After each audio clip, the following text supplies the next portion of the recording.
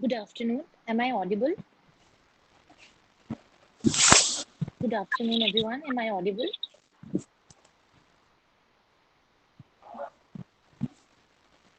Yes, you're audible. Thank you. Thank you, ma'am.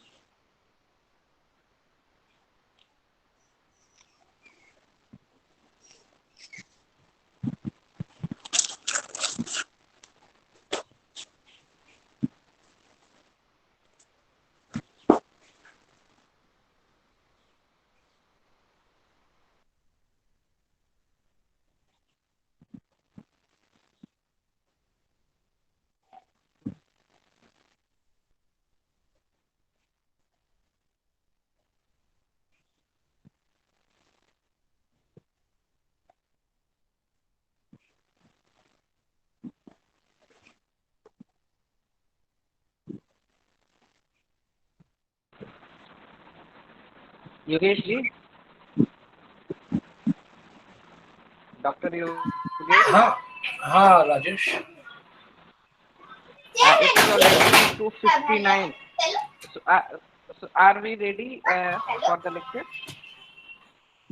Yeah, we are ready. Only if you want to wait for 5 4 minutes for the photo audience to be added, then we can wait for 5 minutes. Otherwise, we have all the members to execute our program. In the meantime, we will request all the participants to mute their audio. Please mute your audio.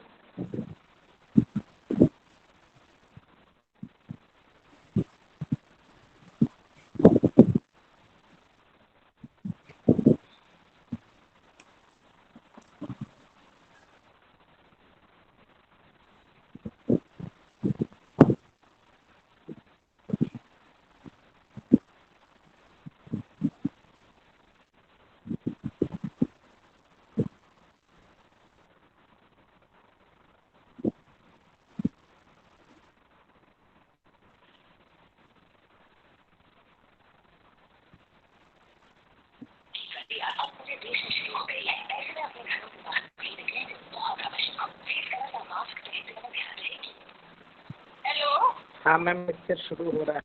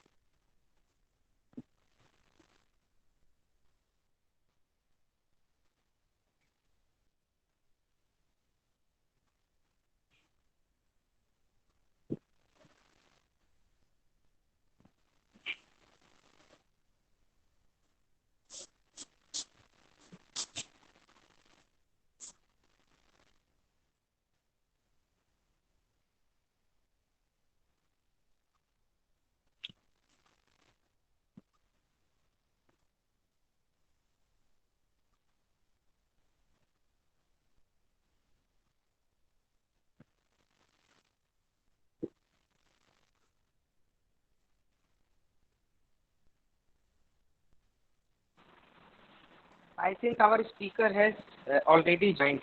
Dr. Shan, are you there? Yes, yes, yes, sir. I'm here. Okay, okay. We will take 2 3 minutes extra. We are waiting for some more, participants to join. Okay, okay, sure. No worries.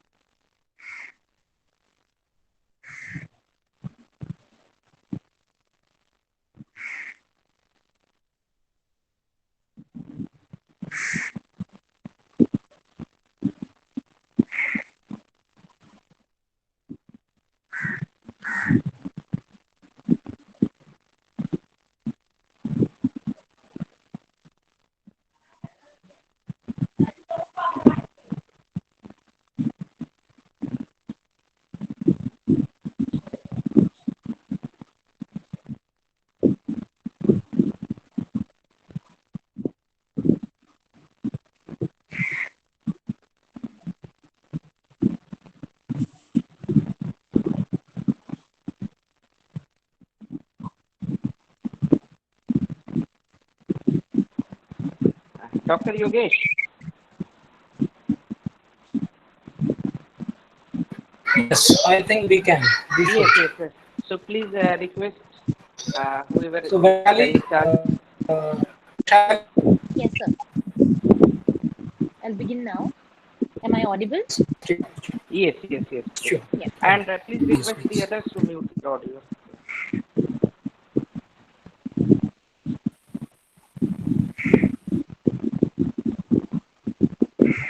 Miss Miss Alam can, if she can mute herself, I think. Good afternoon to the distinguished members and the guests present for today's lecture, which is the sixth and final day of the international series organized by EFON in collaboration with the Vasant Kanya Mahavidyalaya BHU. The lectures have covered so far various aspects of accumulation and assimilation of knowledge in the times of the pandemic.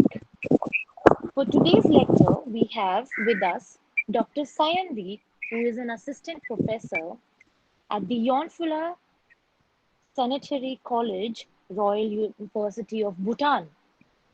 Dr. Sayan is currently working on his book, Myth, History, Myth, and Consciousness, and Postcolonial Consciousness, Theory and Praxis. Dr. Sayan, our reputed speaker for the day, will be engaging with the idea of knowledge production in the times of the pandemic and post the COVID-19 world. To further enunciate on the introduction of the topic and to welcome our distinguished guest, Dr. Sayandi, I invite Ms. Pooja Negi, Assistant Professor at the Department of English, University of Delhi, to kindly take over and welcome our guest. Ma'am, I welcome you. Thanks, Vaishali. Thanks for the introduction. First of all, I would like to congratulate both the organizing team, English for Nation, New Delhi, and Vasant Kanya Mahavidyalaya, Varanasi, for the successful completion of the international lecture series, which has been running from 20th August to 26th August 2020. I would also like to thank Dr. Yogesh Kumar Dubey for giving me the opportunity to be the part of this team and gave me chance to introduce the resource person of the today's session. Indeed, it's my privilege to introduce today's speaker, Dr. Sanyan Day, who is currently working as a faculty member in English Department, Yonpula Centenary College, Royal University of Bhutan. He is also serving as a senior advisor of Quality of Education Program, Center for Regional Research and Sustainability Studies. Being a decolonial thinker and historian, he has vast areas of research interest such as history, everyday decolonity, archaeology, sociology, food humanities, and race studies. Dr. Day is currently working on the book entitled History, Myth, Post-Colonial Consciousness, Theory and Praxis.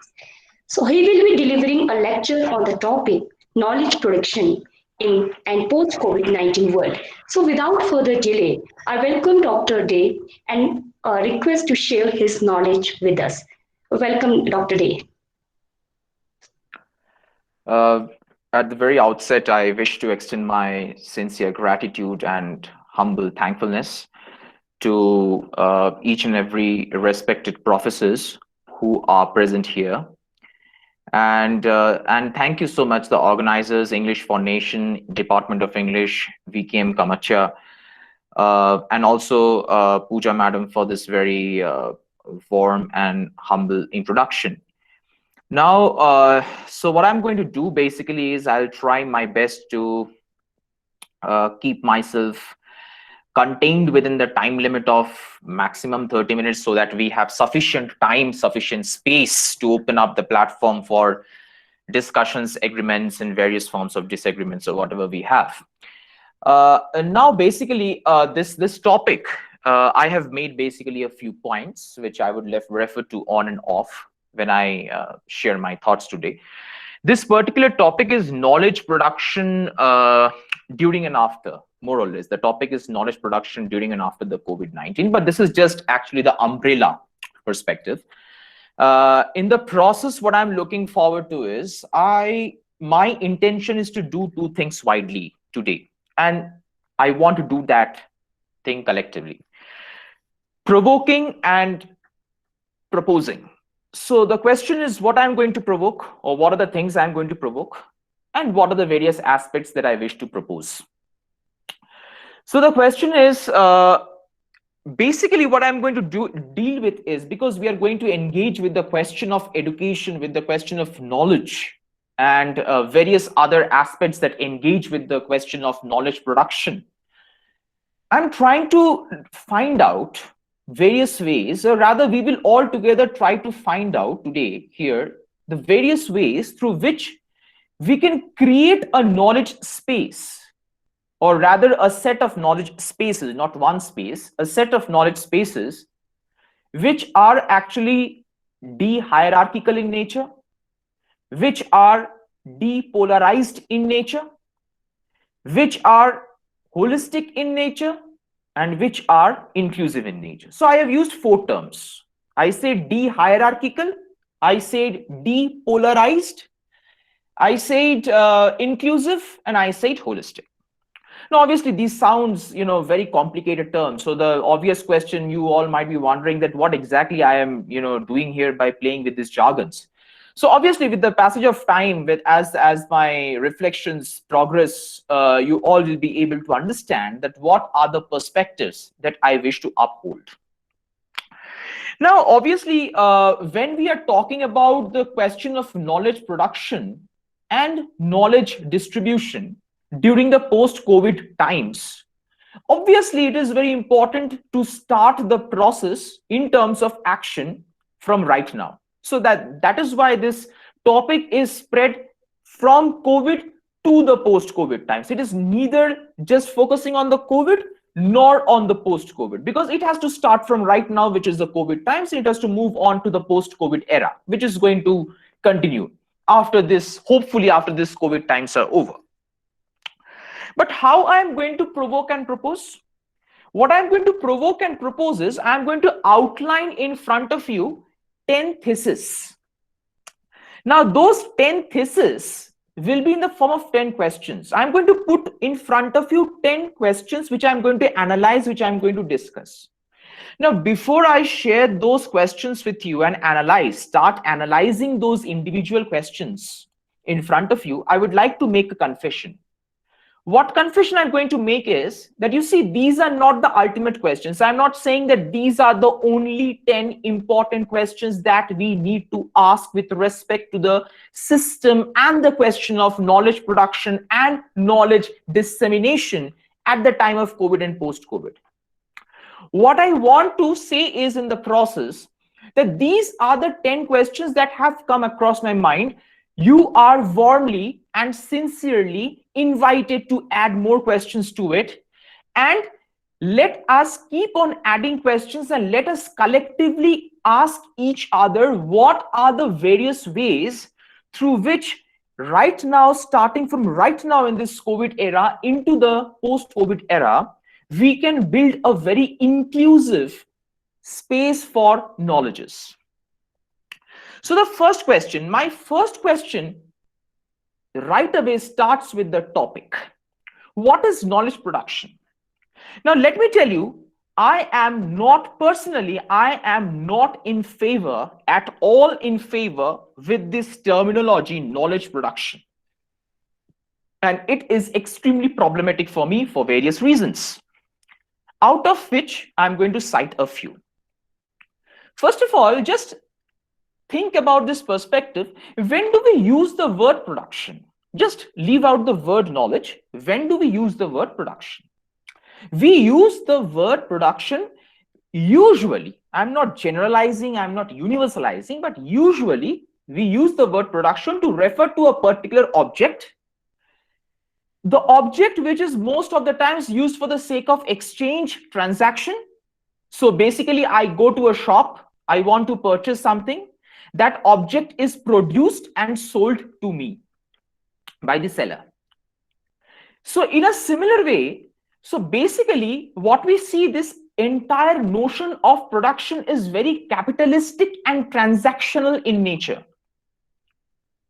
Now, what happens is when we bring in capitalism and all these transactional ideologies in the system of education, that space gets totally disrupted and disturbed. Education is a kind of exchange, but a non-capitalistic exchange. But if we center our system of knowledge, center our system of learning and sharing with respect to those aspects that caters to the capitalistic ideologies of transactional elements, those profit-based mindsets, or if knowledge is gained and shared just for the sake of, in terms with a profiteering mindset, what happens is we end up into half-baked research works. We end up into disseminating wrong informations. We end up into creating rumors and creating complications in our daily existence. That is why my question is, what shall we do? Question number one, thesis number one. What shall we do? Shall we think of knowledge production, or shall we think of knowledge dissemination? Or to simplify further, shall we think of knowledge production, or shall we think of knowledge sharing? Because knowledge sharing can never go along with knowledge production. It's impossible. Because when we produce something, obviously we don't want to share. If I have to sell something, it's not sharing. Until unless you pay me the money, I'm not going to sell that object to you. The question doesn't arise. But what is happening is, with respect to the physical infrastructures, with respect to the curricular elements, which obviously I'm going to touch in the course of this reflection, and with respect to various kinds of processes that we indulge in knowledge gaining and sharing, what is happening is it is becoming more of a capitalistic thing. You know what Achille Mbembe, a very famous Cameroonian philosopher, calls as the knowledge market or education market. The education has been marketized, education has been industrialized, education has been capitalized. So thesis number one, let us all question, let us all think about this aspect. What do we want? From now on, shall we focus on knowledge production, or we should think about knowledge dissemination? And with this COVID era, we can see that how selfish we are, how self-centered we are with respect to communal conflicts, with respect to hoarding of objects at our homes, with respect to abusing the nurses, the frontline health workers who are helping us on a daily basis. Through all these kind of things that are coming out during this time of COVID-19, it is consistently proving that what we have done till now in the name of education is only we have produced knowledge. We have failed to share the rich values, the original, the ultimate values of knowledge, the humanitarian values of knowledge with each other. So it's important that we think of knowledge sharing rather than knowledge production. Number one. Number two, now having said that, the next question comes, how to make this knowledge system, holistic and inclusive in nature? How to make it inclusive and holistic? Now it sounds very nice, holistic. We should all, we should all have equal opportunity for learning. We should all have equal opportunity towards education, irrespective of caste, class, gender, religion, community, geography, topography. We keep on saying, we keep on parroting it in conferences, in workshops, in our answer sheets, everywhere. But where is the application? The question is about application. And when I'm asking all these questions, what I'm trying to focus on is that the question of application, this element of holistic and inclusive knowledge. Now, before even trying to think of a set of solutions, which is obviously not possible, I just can't talk for 30 minutes and bring with you a set of solutions. But obviously, we need to think about it nonetheless collectively. So when we think about a set of solutions, you know what happens? The question is first, the question that comes, how do we define the terms at all? Holistic. How do we define the term inclusive? Now, within inclusivity, within this notion of inclusivity, within this notion of holisticism or holisticity, you will see there are a lot of underlying politics. I will say I am very inclusive in nature, but actually I have a problem with Muslim people. Otherwise, I am very inclusive in nature. I am very holistic in attitude, but I have a problem with Dalits. I mean, except Dalits, I'm fine. You see, I'm a nice person. I just don't like the, I just don't want to see Dalits getting educated. I think that they should, clean toilets and sweep the floors. That's it. But otherwise, I'm inclusive in nature. This is the notion of inclusivity, unfortunately, very unfortunately, we live with. Now, so this, we have to understand the politics of inclusivity and exclusivity. The politics of being holistic. Who should be included? Who should be excluded? So just using those terms and saying that I'm inclusive, I'm holistic, doesn't change the scenario, doesn't change the practical scenario. And that is why we see this. That is why when an incident like Nizamuddin Markaz took place, immediately they were abused as, COVIDiots. They were abused as COVID jihad. People started saying that now that they can't use their guns and rifles to shoot and kill the people, that's why they are using, they are introducing bio-terrorism and all these things. Yes, I totally agree. As an individual, I have no problem in saying that any kind of gatherings amidst a pandemic is extremely condemnable. It shows the lack of sense by any individual. But my problem is, why are we tarnishing a particular community just with an incident? Why only the Muslims were targeted just for this one single incident? There were gatherings from various other religious communities as well. Different political leaders who had their marriages, some had their temple visits, some had their other kind of social and cultural visits. They just simply disobeyed the norms and had their gatherings. So why a particular community is targeted? Because in spite of saying that India is a diverse country, we celebrate Independence Day every year, we celebrate Eid and several other festivals with lot of pomp and gay and, sharing so many thoughts and ideas all across, all across Facebooks and Twitters and WhatsApp and so on and so forth. In the practical sense, we fail to apply it because our roots are rotten. Our very notion of understanding the concepts have failed because we have only focused on the question of theory rather than understanding or trying to think of its practical applicability. So how to make knowledge systems holistic and inclusive? Whatever thoughts we already have in our mind, whatever prejudices we already have in us needs to be shed off. And then we need to start rethinking and reshaping. Number 3, the third thesis is, I used other two terms as well, depolarization and de-hierarchization. So the third question focuses on that how to depolarize and decentralize knowledge systems. Now, what do I mean by depolarization and what do I mean by decentralization? There is a very famous a Portuguese sociologist. He has a big name. His name is Boaventura de Souza Santos. Boaventura de Souza Santos, he is a Portuguese and he's a lawyer and sociologist at the same time.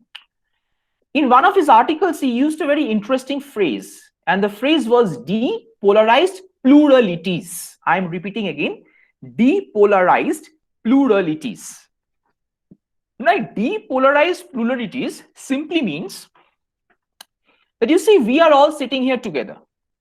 We are all listening to each other. Right now, you are listening to me, but later on, you will share your thoughts, agreements, and disagreements. I'll listen to you. Then I will have your, alternative reflections and all. So as we all listen to each other, as we all interact with each other in daily life, it is not necessary that we have to agree with each other. It is not at all necessary that if I say a yes, you have to say a yes. No, no, this person has said yes, so I have to. Or if you say a no, I have to say a you. I have to say a no. It is not at all necessary in our life. We should know how to agree to disagree with each other. We should know that how we should not, it's not necessary that we should agree with each other, but we should know how to respect each other's thoughts. In fact, personally, what I feel in my daily life is disagreements are more valuable than agreements. Why? Because in disagreements gives us a lot of scope to bring out new thoughts, new ideas, new perspectives in our life, which agreements doesn't really allow us. It looks very fine. It looks very simple. For every yes, we are saying a yes. For every no, we are saying, that's perfectly fine. But in the long run, you see its productivity is much less as compared to when we disagree with each other. But disagreement should not come with subjugation. We should understand that there is a hell and heaven difference between disagreement and subjugation. So what is basically happening right now, mostly what you find if you center your thought in India, you will see that we don't disagree with each other. We say that we disagree with each other, but in the process, what we are doing is we are trying to create an ideological hegemony. And we have this strange feeling, all of us, almost all of us have this strange feeling that whatever I am saying, I am right. Rest of the people are wrong. So if someone comes and disagree with me, immediately what I will do is I will not have any solid logic to defend, but I will rather abuse that person by caste, abuse that person by gender, abuse that person by the skin color, by outlook, by the dress he or she is wearing, by the way he or she is smiling, etc. This element of intolerance that has taken birth through these habitual practices of dehumanization and subjugation needs to be stopped now, needs to be uprooted. And for that, it is very important for us to practice depolarized plurality in our daily life. That, okay, fine, I don't agree with you. Okay, fine, what you are saying, I don't agree with you. But I respect of your thought. I respect your wisdom. I respect your culture. I respect your tradition. It is not necessary that because I respect, I need to follow that. And it is also not necessary that because I don't follow that, I disrespect you. That is also not a problem. So now how to practice, how to bring this depolarized plurality into practice? One of the many aspects is decentralization. Decentralizing ourselves. It starts from decentralizing ourselves, and it starts with a simple confession that I don't know everything and I have so many things to know in my life. It is not necessary. Very simple example, let me sort. I'm pretty sure many of you as students who are still students here must have at least encountered a tutor in your life, and obviously with very due respect to all the existing tutors in this world, I am citing this example because it is relevant.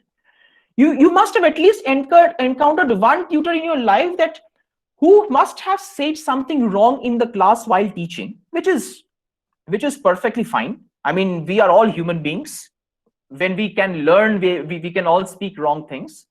But if a student later on has informed the tutor, the sir or madam, this particular thing you spoke, I think was not right, I most probably think this is right, at least you will face one tutor in your life who will immediately come and say you that you are acting over smart, or you don't pretend that you know more than me, or I am a teacher, whatever I will say is right and whatever you are saying is wrong.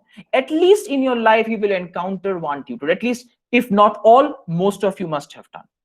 The tutor who speaks wrong in the class but never acknowledges that it was a mistake and he or she would correct it in the next class.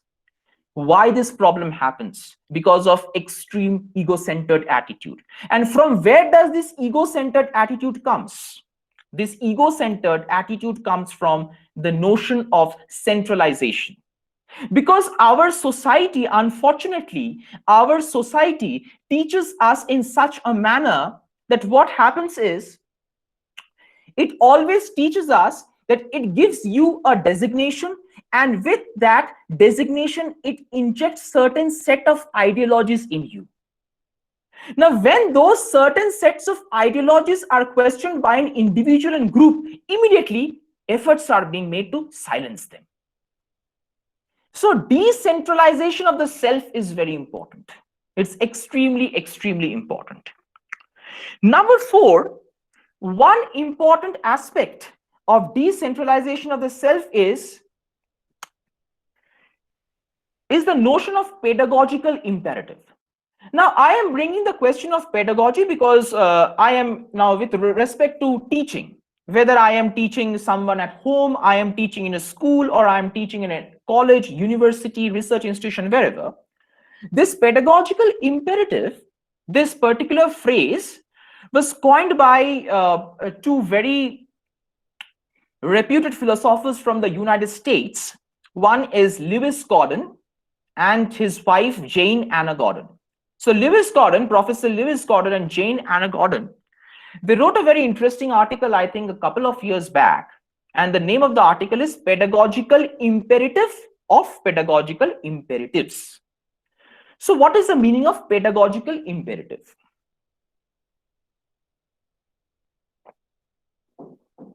It simply says that as a teacher, when I enter the class, I should confess myself that whatever I am going to teach, at the same time, I am also going to learn from my students as well.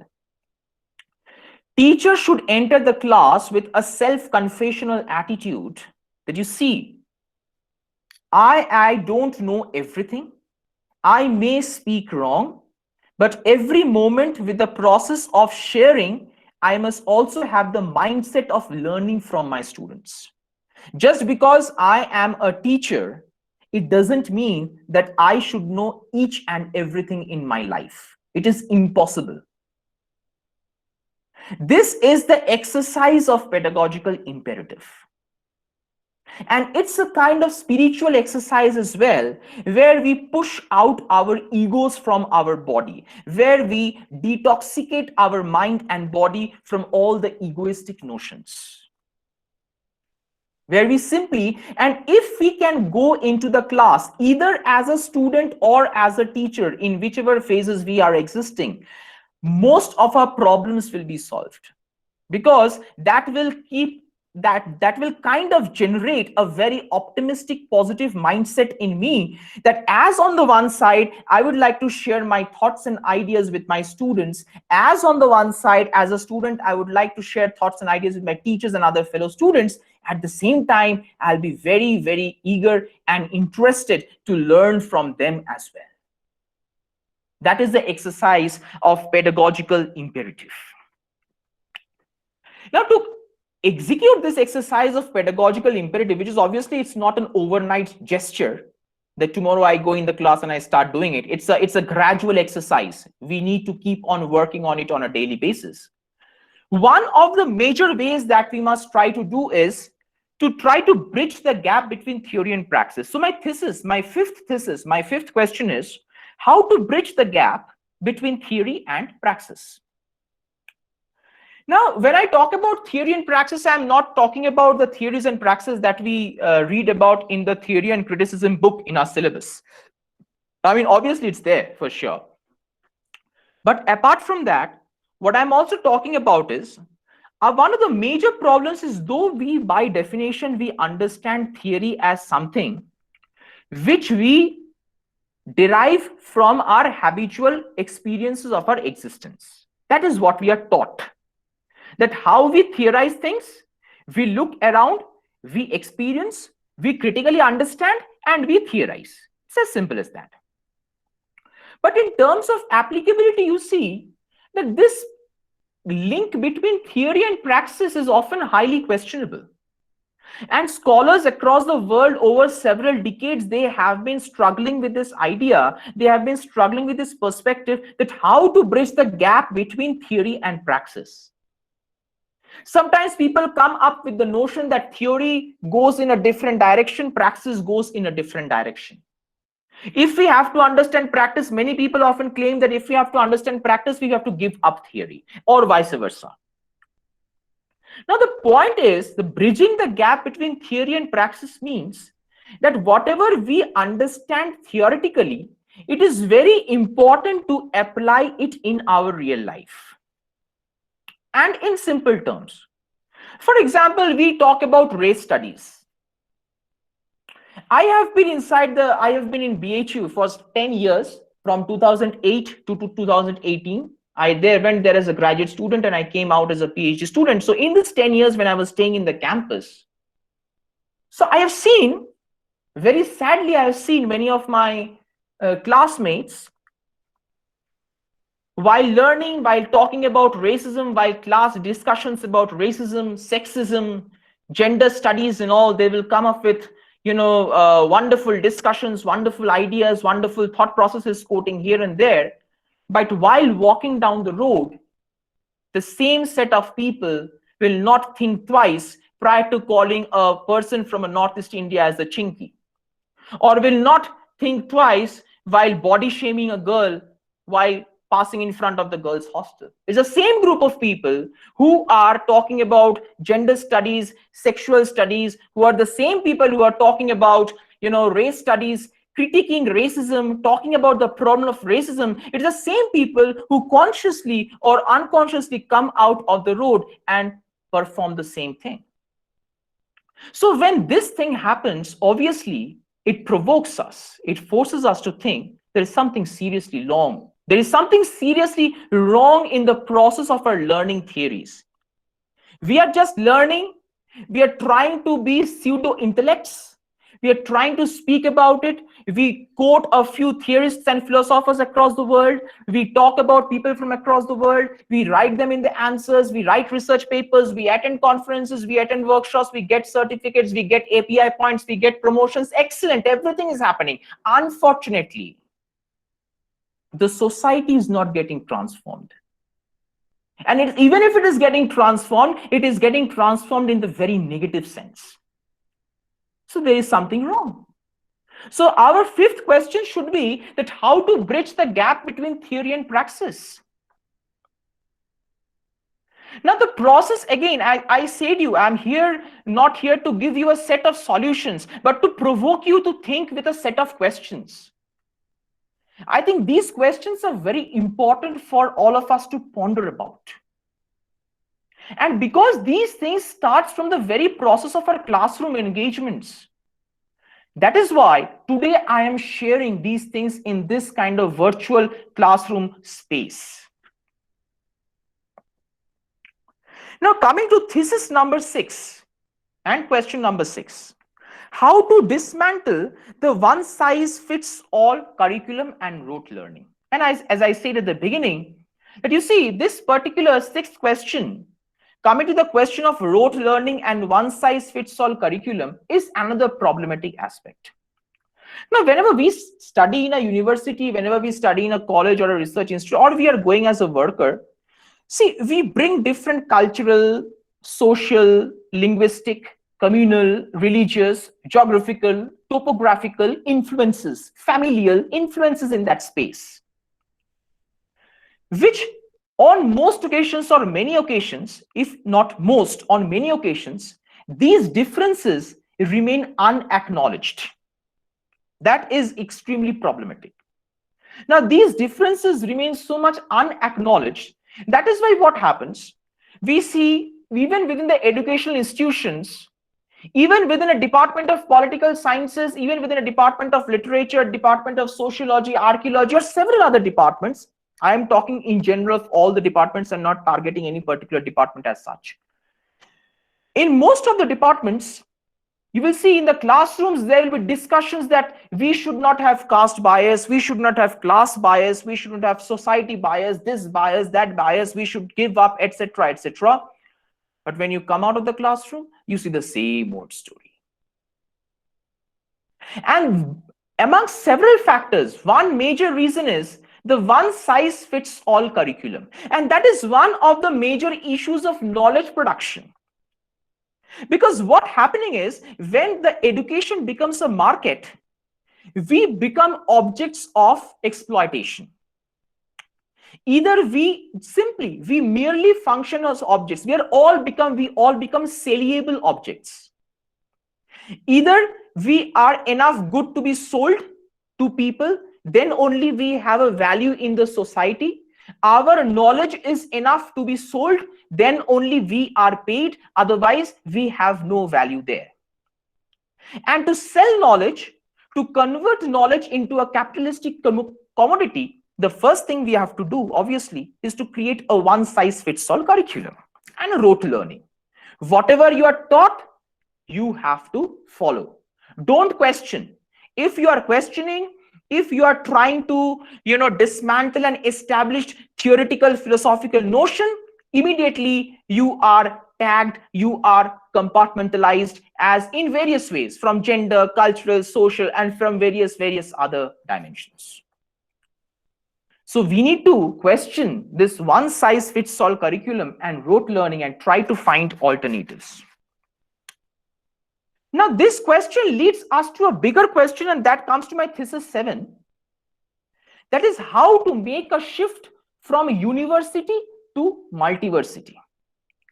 The term multiversity has been used by various philosophers, but I specifically use from the dimension of an Indian polymath researcher who is a scientist, who is a mathematician, but very interestingly, he works on decolonizing science and maths. His name is Chandrakanta Raju, C.K. Raju, Professor C.K. Raju. And another person from Argentina, another philosopher, Walter Mianolo, he's a semiotician, Argentine semiotician, who uses the term pluriversity. So basically, pluriversity, multiversity accounts to the same. They are used from different contexts, different dimensions. That's it. Now, obviously, now you will see a very interesting thing. In India, many institutions are coming up very interesting names. The names are like Unschool. The name of an institution is Unschool. The name of an institution is non-university. Now, initially, you might be very excited that, wow, so, these dreams of us to have a diverse curriculum, diverse cultural space, a very inclusive and holistic space where we won't be forced into rote learning are gradually coming up. But sadly not. On most of the occasions, only the names of the changing, it is like old wine in a new bottle. Only the external appearance is changing, inside everything is same. So when I say how to create or how to build a multiversity, the question is, it is important for us to look into the physical infrastructure, curricular infrastructures, the way admission processes are taking place, the fee structure, the number of people, the diversity of students that we are able to include, the diversity of teachers that we are able to include, the diversity of research works we are able to acknowledge, the diversity of textbooks, texts and contextual readings that we are able to acknowledge. So many different dimensions we have to take into account even before we think of building a multiversity. So multiversity, just changing the name of the university in multiversity won't do. What I'm talking about is the eternal rooted transformation. We need to take into account these elements.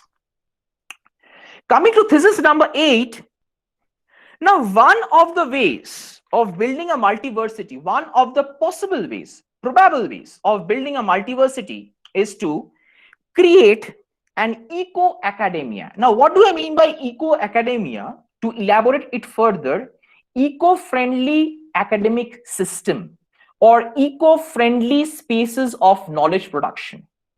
Now, today, in general, in the name of modernization, in the name of, being up to date, in the name of trying to be, outgoing. What we are basically doing is we are indulging ourselves in kind of reckless developmental activities in which are extremely egocentric, which are extremely self-centered, and which only takes place at the cost of destroying someone else. So the simple question is, how can we build something by destroying something else that is highly productive?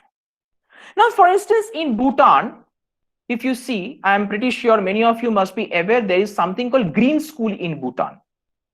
Now, initially, when you say about green school, the first image that will come to our mind that there is a school which is very green in nature. Obviously not. Green school is not a building. Green school is basically an ideology of phenomena, which says that it is never ever possible to learn by destroying nature.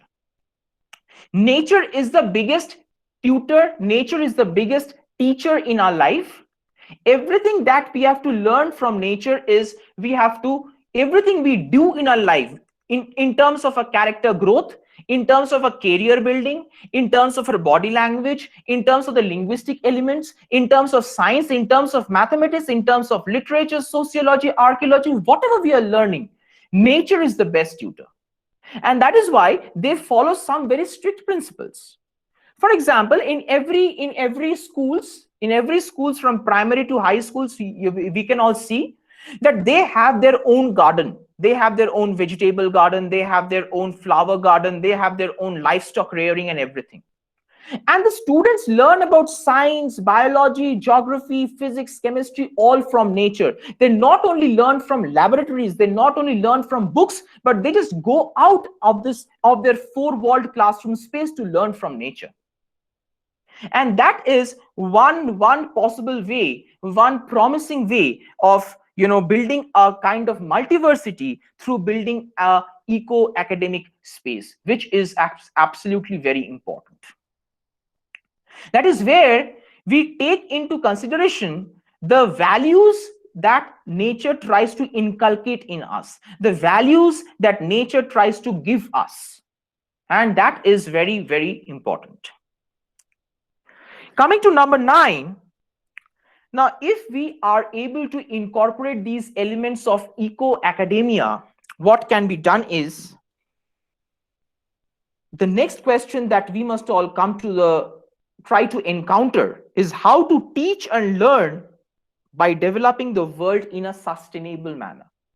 Now, United Nations have its sustainable development goals, multiple institutions have its sustainable development goals, and there are several parameters, there are several goals, fixed number of goals with respect to gender, equality, to eradicate poverty, to improve financial conditions, so on and so forth. But to develop those qualities, it should start from the very first day of our process of knowledge gaining. Otherwise, all of a sudden, in one fine day, I cannot just read a few articles and start learning about sustainable development and start applying it. It's next to impossible. This process has to be nurtured, inculcated, and practiced from our very youthful days, from the very first day when we are trying to learn, when we are learning, whether it begins at home or at the school or the college or wherever it's happening, or a gurukula or somewhere, whatever it is, whatever is the space. That education, we are learning not for the sake of spreading violence. Education is not for the sake of creating differences. Education is not for the sake of promoting conflicts or promoting dirty agendas or creating hierarchies or biasnesses. Education is not for that. Education is for equal knowledge gaining and sharing, and to contribute towards a holistic development of the world. The reason behind education, if you look at the root words, this is very interesting. Whenever we have problem, we should look at the root words. The word education comes from the Latin word educare. And educare, it means leadership. Educare, it means, growing together with each other. Educare, it means to come out of the bad faith that Self is the utmost importance of life. But unfortunately, you see where we are heading. If you go to the root word for the word school, you will see it comes from the word skole. And skole has two very interesting meanings. Skole means, on one side, it means leisure. On the other side, it also means leadership. So education is for the sake we learn. The simple idea amongst the ancient Greeks were that we learn for the sake of leisure. We learn for the sake of fun. We learn for the sake of enjoying our life and helping. And how does this enjoyment comes? Not killing somebody and benefiting myself. This enjoyment comes by helping each other. But unfortunately, with the invasion of capitalism, with the inception of capitalism, these basic values of knowledge gaining and sharing has been completely disrupted. And I will end my reflection with the last thesis and the last question. And that is how to, now having pointed out so many problems, having pointed out so many issues in this respect of knowledge production, knowledge dissemination, knowledge gaining, knowledge sharing. The question is, it is important for all of us to revive the constellation of knowledges that were once given to us, gifted to us by our respective forefathers and foremothers. Without indigenous systems of knowledges, it is impossible to exist. So the question is how to revive the various indigenous systems of knowledges that were once bested to us by our forefathers and foremothers, and that has filtered to us from generations. It is very unfortunate that in the name of being modern, in the name of being smart, in the name of being tech friendly and so on and so many jargons and terms that we use, what we are basically doing is we are kind of undergoing a kind of mnemonic decapitation. Mnemonic means memory. Decapitation. We are losing our roots. We are losing the memories. We are losing the knowledges. We are losing our past. The beautiful past that was created once by our forefathers and foremothers. So the last question that I would like to invite you all to think is that how to go back, how to revive and recollect the beautiful constellation of knowledges that were given to us by our forefathers and foremothers. And there is also a problem. In India, today, if you see the present scenario, what you mostly see is that people are talking about, Made in India initiative. People are talking about that we should go back to our own forms of sciences, own forms of technologies, own forms of mathematics. We just should not revive the West, which is an excellent thing. But unfortunately, due to half-baked researches, because of self-promoting propagandist interests, people are getting distracted from the ultimate aim or the target of this particular exercise. And what they're ending up doing is that, no, this particular Hindu knowledge is superior than this particular Muslim knowledge. This particular Brahmin knowledge is superior than this particular Dalit knowledge. And so what we are doing, we are back to ground zero. So instead of, excavating together holistically the beautiful past, the beautiful set of constellations of knowledges that were once created by our forefathers and foremothers, what we are basically doing, we are basically ending up creating conflicts. We are getting totally distracted from the spaces where we exist. We are totally getting distracted from our purposes of gaining and sharing knowledge, and ending up provoking conflicts, ending up creating differences and disturbances. So obviously here I'll stop so that you may feel like sharing your thoughts, sharing your questions, sharing your reflections, agreements and disagreements. Thank you for your patience. Thank you so much, Dr. Day, for the talk. It was indeed a fresh, critical approach over how we understand knowledge is not just produced, but as you use the word, disseminated, and definitely need a holistic approach when it comes to imparting knowledge and when it comes to uh, even learning at a more individual, self-conscious level. Thank you so much, sir. I now open the session for our participants to uh, give their suggestions, ask their questions or comments. Uh, the session is open. Thank you.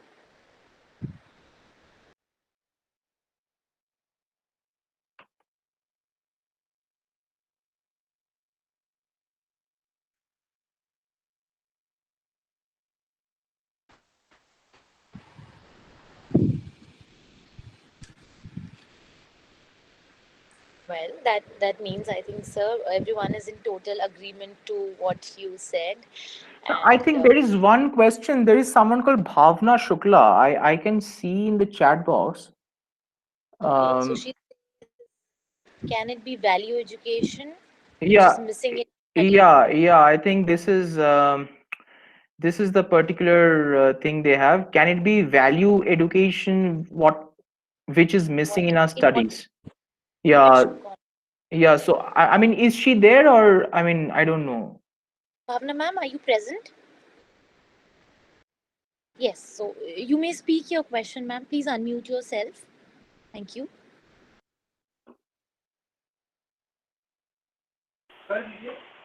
Hello, sir.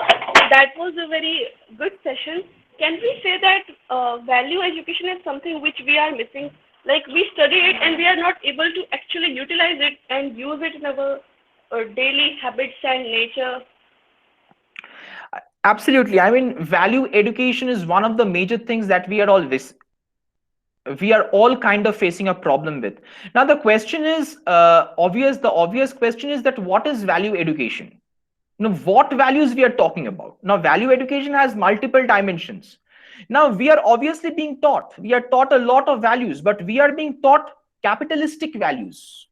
That okay, you attempt this particular test, you tick a few MCQs, and you get this particular job. You get this particular degree, you will get this particular job. If you take this X degree, you will get a very good job, but if you take a Y degree, you won't get a job. This kind of value education is something which the capitalistic modes of education are consistently teaching us. So if this is the value education, no, we don't need this value education anymore. So the question now is obviously that what are the different forms of value education that is required right now for us? What are those different types of value education? What values we should look for to engage in the holistic, inclusive, de-hierarchical growth? That is the ultimate question we should all think about.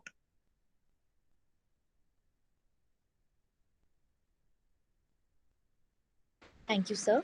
I hope that answers ma'am's query. I would now like to welcome Dr. Beena Singh, Faculty Member, Department of English, Vasant Kanya Mahavidyalaya, Varanasi, to kindly come and give a vote of thanks for today's session. Dr. Beena Singh. Ma'am, I welcome you. Dr. Beena Singh, ma'am.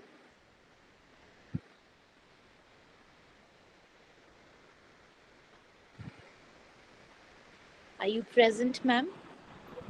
Yeah, yeah. Actually, Hello, hello, okay. Oh, yes, yes. Yes, hello. Please, ma'am. ma'am. I'm back. I'm back. Can you hear me? Yes, Yes, ma'am. ma'am. Am I audible? I'm audible. Yes, Yes, Okay, yes. ma'am. thank you. Actually, I was just having that network problem. Suddenly, my net just went off, and I got disconnected. And I messaged Rajesh that I don't know whether I'll be able to join or not, but thank God I had to say goodbye to all of you properly. So, Airtel blessed me, and I'm with you. Okay, although I missed last part of science presentation, but anyway, uh, before I propose my formal vote of thanks to all the people who have uh, directly or indirectly contributed towards the success of this lecture series that commenced from 20th of August, and today we had the last lecture. I would just, I know all of you have had attended all the lectures, but still, before giving my last words, I would just like to freshen up your memories, friends. Uh, the lecture series organized by the beautiful collaboration of from English for Nation and Department of English, Vasant Kanya Mahavidyalaya. It started 20th of August, and we began the lecture series first, given by Professor A.K. Mishra from IIT BHU, who delivered his talk about literary studies and computer. And as we all are today in that state of virtual meetings, computer definitely has always been in the past also, and even today, in fact, it has become very important, for us to share our literary, reflections, our thoughts, uh, through this technology that is computer. So I will not repeat everything, but yes, Professor Mishra was very elaborate. He gave a very scientific, elaborate and detailed account of the importance of the connectivity, the bonding between literary studies and computer, and how brain and heart together, brings these literature, especially literary writings, into more prominent, focused way, and especially in the COVID-19, it has become very important. Second lecture was given by Professor G.N. Jha. It was on Panini and formal methods of linguistics during COVID-19, and he talked about how linguistics, particularly phonology and grammar, was always there in the times of Panini, and today in the modern linguistics also, what Panini talked about sound system and phonology and grammar is now being discussed by the modern linguists like Bloomfield and Chomsky and others. So his lecture was very, very technical. It focused on linguistics, grammar, and phonology, and Panini's contribution and how it is still relevant today in the modern linguistics. Our third lecture was it was by Professor C.B. Sharma, who talked about COVID and curriculum transactions, And fourth, we had cultural trauma and pandemic, given by Professor Sanjay Kumar from BHU Department of English. He also, friends, pointed out culture. We all know how important it is. It is very significantly connected with our way of life, our behavior, our custom. It could be social, religious, cultural, and how the constraints of COVID-19 has created that trauma, that cultural trauma, And he started with giving examples, right from the Spanish flu in 1918, but he had a very optimistic view that we all will overcome that.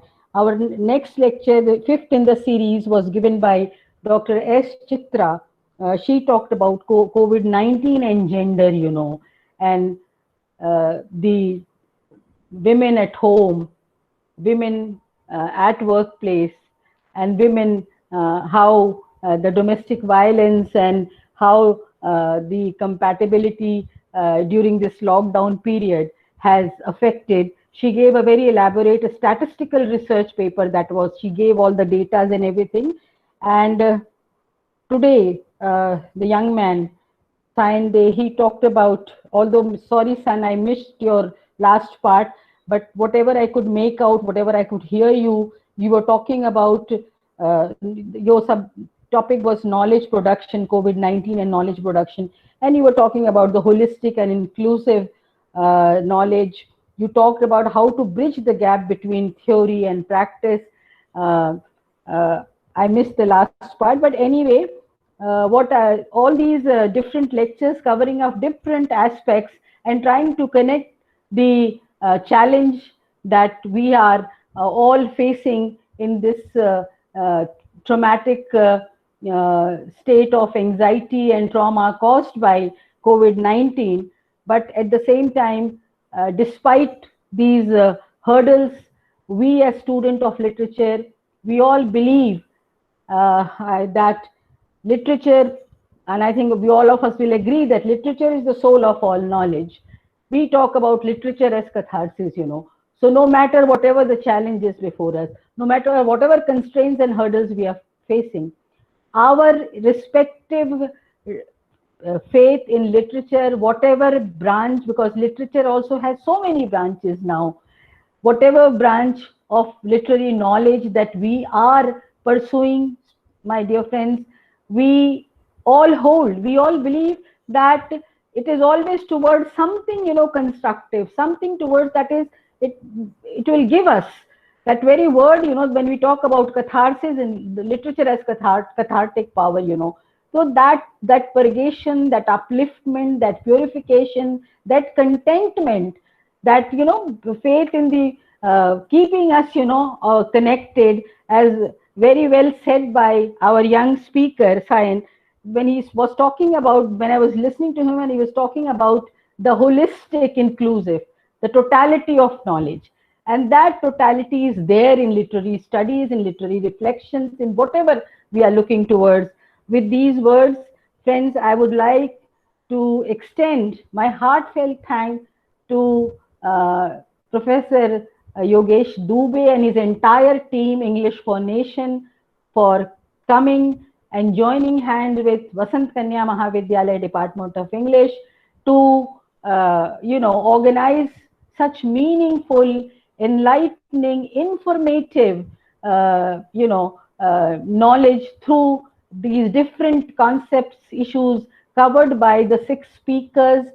I convey from the behalf of the entire Department of English and Vasant Kanya Mahavidyalaya, the college, heartfelt thanks to English for Nation. Every day you have given thanks to respective speakers, but now I take this opportunity and privilege and joy to extend my thanks to all the speakers who have given their time and who have shared their ideas, enriching, empowering our faith, our understanding, different aspects of field in literature. This lecture series would not have been successful without the help of my technical faculty, who have helped with all this online, connectivity. Rajesh, my dear colleague, it is all his effort. So I especially want to thank him for organizing this, my honorable principal for always, and Professor Rachna Shrivastava for always supporting, encouraging us, and of course all those the participants who have very religiously and joined the lecture and listened and have raised their questions and queries, making the every talk more interesting and more meaningful. Before I end up, once again, thanks to all those who have directly, indirectly contributed towards this lecture series. I convey my heartfelt thanks and good luck and good day to all of you. Thank you. Thank you so much, ma'am, for such warm words.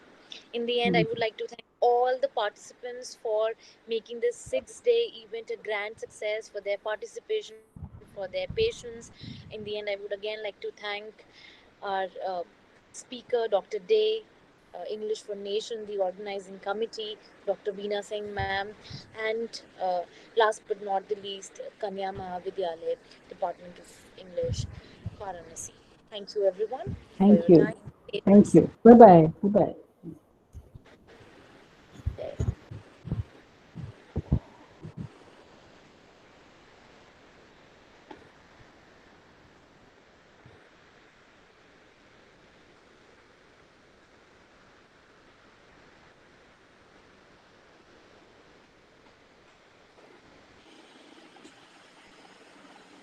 Okay.